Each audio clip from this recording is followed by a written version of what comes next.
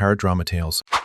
My fiancée secretly rewrote our prenup to steal my business, and when I found out, I didn't scream, I didn't beg, I just made one silent move. And by the time she realized what I'd done, it was already over. But was I too late to save myself? 10 years ago, I was just a stubborn 24-year-old with a beat-up van, one rented storefront in a sketchy neighborhood, and a wild idea that people deserved real organic food at prices they could afford. No marketing team, no investors, just me, a half-functioning fridge, and a hand-painted sign that read, Good Roots Market. Everyone thought I was out of my mind. Friends said, "You're going to compete with Walmart, with Whole Foods?" My parents begged me to finish graduate school instead, but I didn't budge. Those first few years weren't just hard, they nearly broke me. I slept in the back room some nights, ate bruised produce the suppliers rejected. I had customers laugh in my face when I told them we didn't carry Doritos or Coke. I watched other stores open with big budgets and fail before I could afford a second cashier. But I kept showing up, kept learning, kept grinding, and it paid off. Today I run 12 thriving stores across 3 states. I employ over 200 people. We support local farms, we feed families. I'm not some corporate giant. I'm just a guy who built something real with his own 2 hands. And that's exactly why the prenup mattered to me. It wasn't about love, it wasn't about trust, it was about protecting the thing I bled for, the dream I lived inside of when nobody else believed in it. So when Tiffany and I got serious, I told her, I want to marry you, but this business, this has to stay mine. And she smiled, kissed me on the cheek, and said she understood.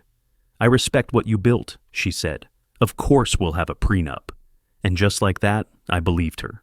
Looking back now, I wonder if she ever really meant it, or if that was the moment she started plotting something else. Because love doesn't hide betrayal in fine print. Love doesn't forge your signature in silence. And love sure as hell doesn't invite her brother into your business meetings behind your back.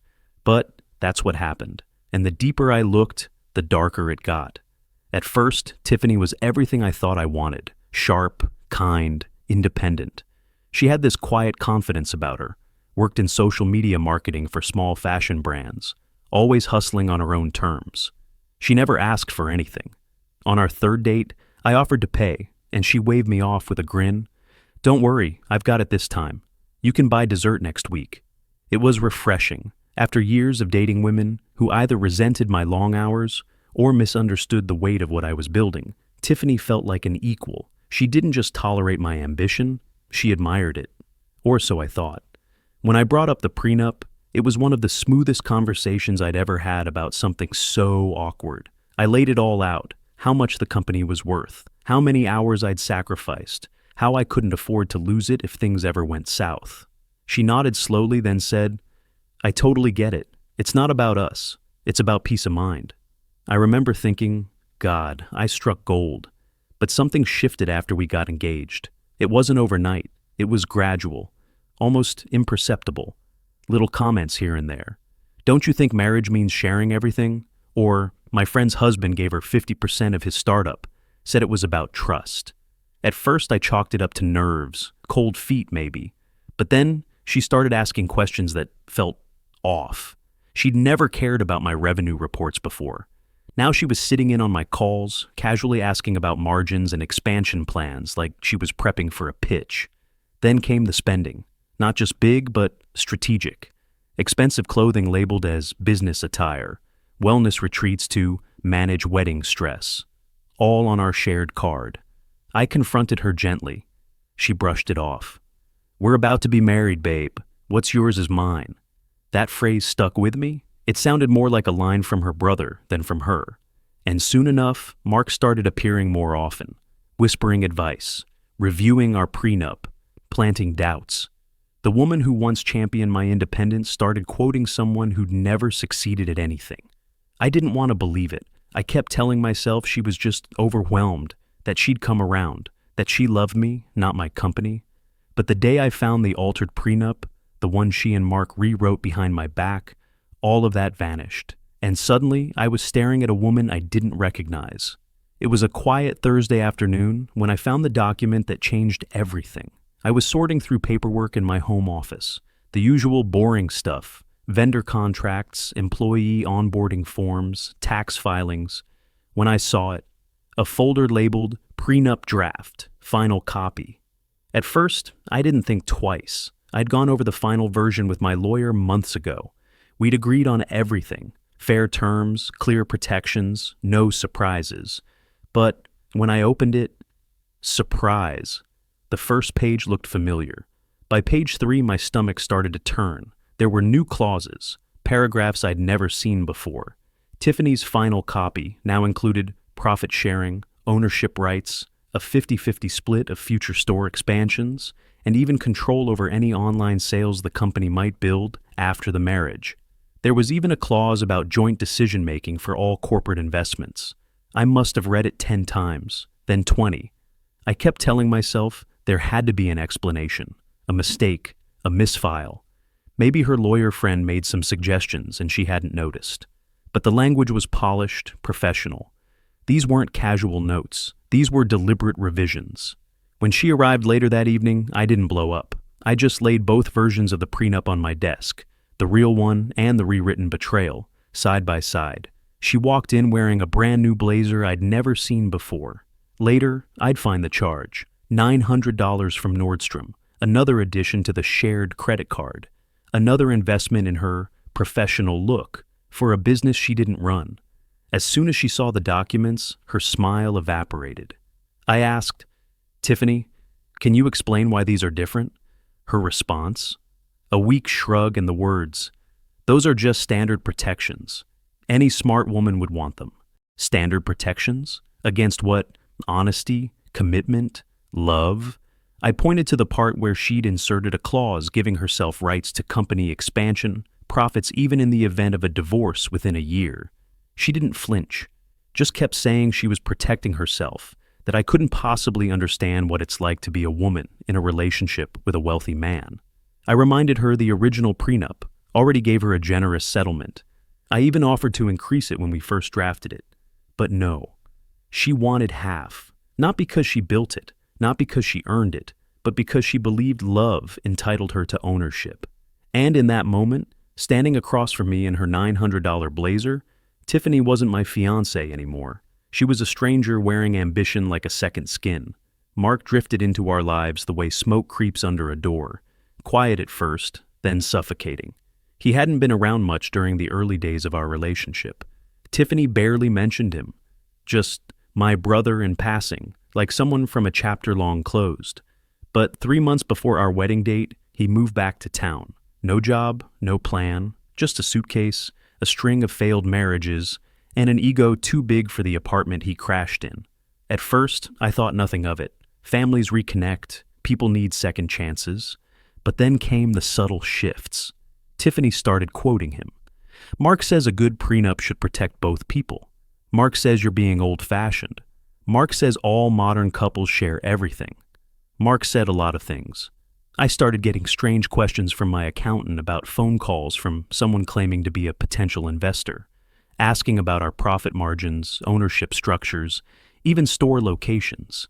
The voice sounded familiar to him, but he couldn't place it, until I did. Mark. The brother with no resume but big ideas. He'd sit in our kitchen talking about how a man shouldn't be afraid of sharing control if he really trusts his partner. How smart women protect themselves. He had all these phrases, clearly rehearsed.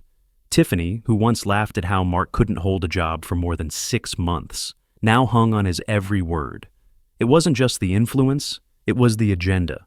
When I confronted Tiffany about the prenup edits, she said, "Mark says these are normal clauses." Normal? Since when did Mark become a lawyer or a business strategist? What I didn't realize, what hit me later like a freight train, was that Mark wasn't just whispering in her ear. He was laying the groundwork for a job in my company, for a cut of something he didn't build, for control. The man who'd failed in every venture he touched suddenly had big ideas, not about creating value, but about siphoning it. And Tiffany, blinded by loyalty or manipulation, or maybe both, was letting him drive. Mark didn't need a resume. He had Tiffany, and in his mind, that was leverage enough. It all blew up on a Thursday. I was in the middle of a high-stakes meeting with our biggest supplier, the kind of relationship that took years to build with handshakes, late-night calls, and a lot of earned trust. We were discussing terms for a new regional expansion when the office door burst open like a scene from a bad drama. Tiffany, hair messy, eyes wild, carrying the storm she'd been brewing for weeks. My assistant trailed behind her, pale and panicked. "I told her you were busy," she stammered, but Tiffany had already taken center stage. "We need to talk," she said, loud and sharp. "You can't just ignore me because you're mad about the prenup." My client blinked, confused. I tried to salvage it. "I'm so sorry. Maybe we could reschedule." But he was already packing up his papers, polite but clearly rattled. When the door closed behind him, I turned to Tiffany, stunned. "What the hell was that?" She tossed her purse onto a chair, arms crossed. "I'm tired of being treated like I don't matter. Mark says I need to assert myself." There it was again. Mark. She went on about how she deserved to be part of the business, that she had emotional equity, as if late-night phone calls and spa days counted toward shareholder value. I tried explaining, for the 100th time, that the prenup was fair, that the company wasn't some toy she could just walk into and start directing. But she wasn't hearing me. She was hearing Mark. I brought up the modified prenup, the absurd clause about her getting half of all future business expansions. She waved it off. "You're being dramatic. Any smart woman would protect herself." "That's not protecting yourself," I said. "That's plotting." It got louder, angrier. She accused me of controlling her, said I didn't value her worth. When I reminded her she'd never shown interest in grocery retail until her brother showed up, she called me sexist. Then she said the line that made me go cold. "Mark says I should start documenting this, you isolating me from my family. It'll be useful later." That was when I knew this wasn't just a fight. This was the unraveling, not just of the engagement, but of everything I thought we had. She didn't just burn a bridge with me that day. She lit the match in front of a supplier, in front of my company's future. And worst of all, she didn't seem to care. I walked into that coffee shop already knowing I wasn't going to change Mark's mind. I just wanted to see his face when I pulled the rug out from under him. He was sitting in the back corner, like a man waiting to gloat. That smug, oily smirk told me everything I needed to know. He thought he'd won. "Thanks for meeting me," I said, sliding into the seat across from him. He leaned back, arms spread like he owned the place. "Hey, future brother-in-law." Or maybe not, the way things are going. I didn't waste time. "Cut the act, Mark. I know what you've been doing." His eyebrows lifted, fake confusion written all over his face. "Doing? I'm just looking out for my baby sister. By changing legal documents, by calling my office, pretending to be an investor." He didn't even flinch, just shrugged. "Can't blame a guy for doing his research. Someone's got to protect her." I leaned forward. "She had a life before you showed up, a career, her own voice. Now, all I hear is you." That's when the mask cracked. "You think you can just lock up your little empire and leave her with nothing?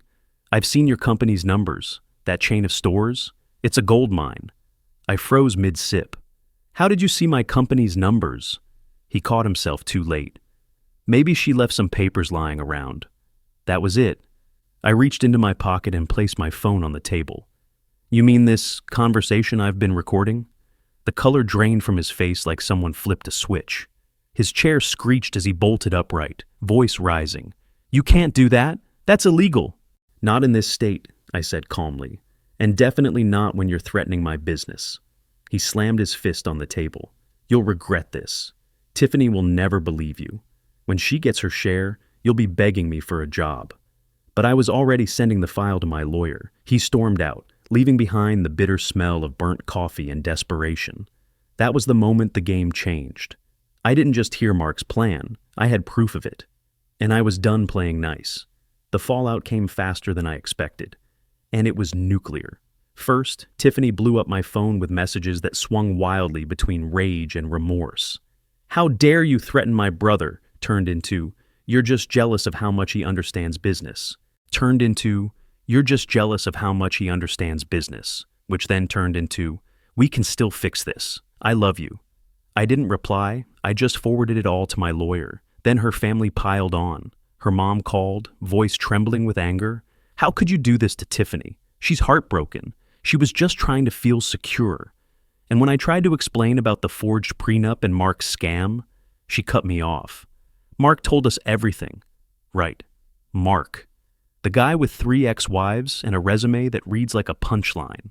The guy who convinced an entire family that a generous, balanced prenup was some kind of financial assault. Tiffany's dad, who once took me fishing and told me he hoped I'd marry his daughter, sent a text that hit like a brick. "We thought you were better than this. Mark showed us what you're really about." It was like being smeared by a con artist with a megaphone, and no one cared to check the facts.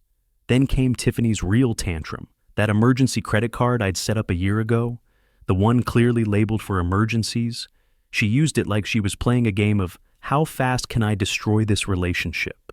In just 3 days, she racked up $122,000. Designer clothes, spa retreats, luxury handbags, items so extravagant even her Instagram couldn't keep up. When I confronted her, she had the audacity to laugh. "I've invested too much time in this relationship to walk away with nothing," she said, like I was a business deal gone sour. "That card was for emergencies," I reminded her. She shrugged. "Maybe you should have been more specific about what counts as an emergency." Click. Card canceled, right there while she was still talking. The silence on the line after that was deafening. By the end of the week, I had changed every password, pulled every shared account, and told security at all my store locations that Tiffany and her brother were no longer welcome. The trust was gone, shredded by greed and guided by a puppet master who saw me as nothing more than a paycheck in a suit. But what hurt most wasn't the money. It was realizing the woman I loved had planned her exit before we even said, "I do." Just when I thought the storm had finally passed, it was Emily, Tiffany's younger sister, who cracked the sky open one last time. Unlike the rest of the family, Emily had always been quieter, more observant. She never bought into Mark's bravado, never joined the choir singing his praises, and thank God for that. She called me one evening, her voice low and hesitant. "James, I think you need to see something." Turns out, while helping Mark with a job application, because apparently even con artists need LinkedIn, she stumbled across a folder on his laptop labeled "Just in Case." Curiosity got the better of her. What she found inside? It made my stomach turn. Spreadsheets, timelines, divorce strategy breakdowns, estimated payouts from my business based on fabricated scenarios, even reminders to nudge Tiffany emotionally at key moments. He'd written it all down like a corporate playbook for how to weaponize his own sister's engagement. There were notes about when to start family doubt, how to leak prenup edits gradually, and worst of all, a section titled "Final Push, Leverage Wedding Deposits for Settlement Threats." This wasn't a miscommunication. It was a con. Emily didn't stop there. She found messages between Mark and a fake legal advisor outlining how they could manipulate Tiffany into believing I was planning to leave her penniless. One message read, "She's soft. She just needs pressure and she'll fold. Once she's in, she'll do whatever we tell her to keep the wedding on track." Emily brought it all to her parents, the same parents who'd once scolded me for being unfair. Suddenly, they went silent. Her mom called me with a voice trembling, not with anger this time, but guilt. "We didn't know, James. We didn't know what Mark was doing." But the damage was done. When Tiffany saw the files, she spiraled. Emily told me she spent days locked in her room crying, whispering things like, "He told me it was normal," and I thought I was just protecting myself. But by then, it didn't matter, because somewhere along the way, Tiffany had stopped being the woman who built trust with me and became the woman who tried to steal everything I had. Even if Emily had found the truth, even if Tiffany was sorry, some things, once broken, just don't get repaired. That night, I sat alone in my office, same place I started this journey, with the original prenup in one hand and a photo of Tiffany and me from last summer in the other. She was laughing in that picture, eyes full of something I thought was love. Maybe it was, or maybe it was just hope that she could become something bigger by latching on to someone else's dream. The hardest part wasn't canceling the wedding. It wasn't even the betrayal. It was realizing that someone you loved could become a stranger right before your eyes, and still smile while doing it. I didn't lose money. I didn't lose the business. What I lost was trust, and that's harder to rebuild than any storefront. But I also gained something, clarity, I upgraded my security, my contracts, my boundaries. I've stopped mistaking charm for character. And now, when someone says, "What's yours is mine," I ask, "And what exactly have you brought to the table?" To anyone watching this who's been blindsided, who's been called controlling for setting boundaries, who's been guilted for protecting what they've built, you're not alone, and you're not wrong for wanting security before the storm hits. If this story meant something to you, share it. Let others see what happens when love is real and when it's rehearsed.